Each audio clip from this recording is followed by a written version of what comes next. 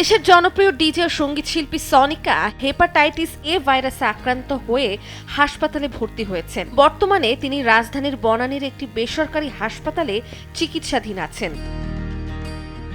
এক পোস্টে সনিকা লেখেন, এই মুহূর্তে কোনো কল টল নিতে পারছি না, কারণ বাইক্কা প্যাচাল পায়রা লাভ নাই। আগে সুস্থ হই, তারপর সবার লগে পীড়িতের আলাপ পার মনে। ময়রা টয়রা গেলে ভালো মতো ইনফোনিয়া নিউজ কইলেন, এখন হুদাই জ্বালায়েন না। 18 মে রাতে সামাজিক যোগাযোগ মাধ্যমে নিজের অসুস্থতার খবর ভক্তদের সঙ্গে শেয়ার করেন তিনি। হাসপাতালের বিছানায় শুয়ে তোলা একটি ছবি পোস্ট করে সনিকা লেখেন, আগামী কয়েকদিনের জন্য এটাই আমার ঘর।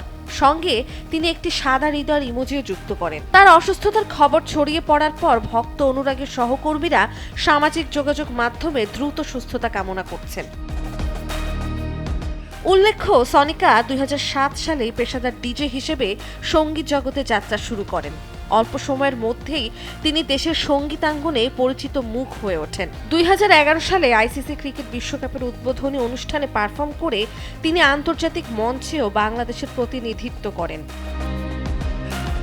পরে 2013 সালে ঢালিউড চলচ্চিত্র সঙ্গীত পুরস্কারে তিনি শ্রেষ্ঠ বাংলাদেশী মহিলা ডিজে হিসেবে সম্মাননা পান। এরপর তিনি গায়িকা হিসেবেও আত্মপ্রকাশ করেন। 2014 সালে তার প্রথম মিউজিক ভিডিও ভাল লাগে প্রকাশ পায়। নন্দিনী আহসান, সময়ের আলো।